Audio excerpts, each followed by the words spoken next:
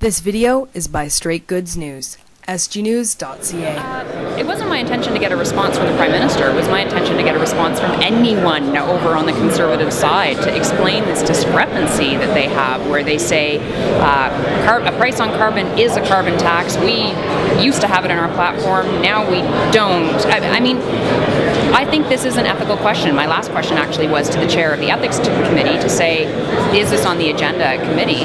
It should be, in my opinion. Day after day after day, we see Conservatives stand up. They use their statements for the purpose of making up stuff about carbon tax. They use their own personal questions for this cause as well. And I think Canadians are sick of it.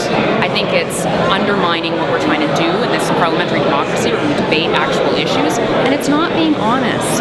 It's not being truthful about price on carbon. There are lots of ways to tackle the issue of climate change, and price on carbon is one of them. So let's have a debate about it. Let's be open and honest about what a price on carbon is, carbon tax, cap and trade, but they refuse to do that. It's just about creating fear, pitting people against each other, divisive politics, the old school of divisive politics, and I don't think it's appropriate. Do you think Canadians see through the repetitiveness and the kind of lies of that? I think so, and I think the thing that helped Canadians understand the difference here is the fact that Conservatives did have cap and trade in their platform.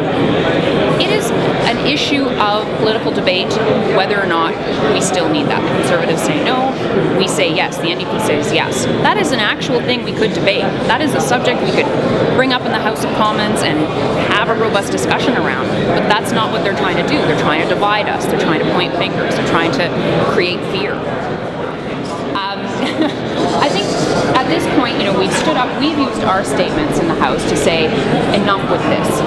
Conservatives, you have this opportunity to talk about your ridings, to talk about ideas, to talk about policy, and you're refusing to do that. You're just playing games. So we've been trying to think of strategic ways to get that message across. We've used our statements for it, which you've heard. So today we thought, you know what, let's just get this out in the open. Let's actually just tackle the issue head on and ask the Conservatives about it.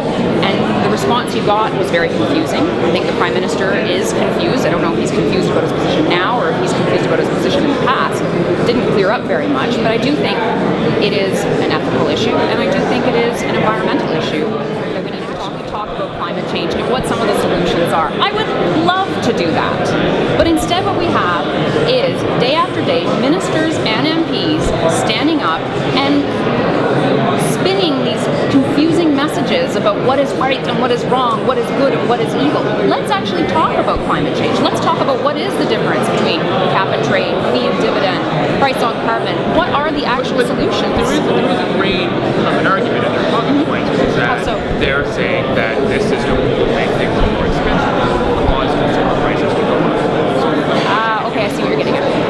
You know what? Dealing with climate change is going to cost no matter what. Even inaction will cost. Inaction will cost because we're going to have to deal with infrastructure issues when we have erratic weather. We have to deal with drought. We have to deal with the impact on agriculture. We have to deal with the impact on people being able to access traditional foods in northern territories. There are security issues we need to contemplate. This is going to cost. I believe that the cost of inaction is higher.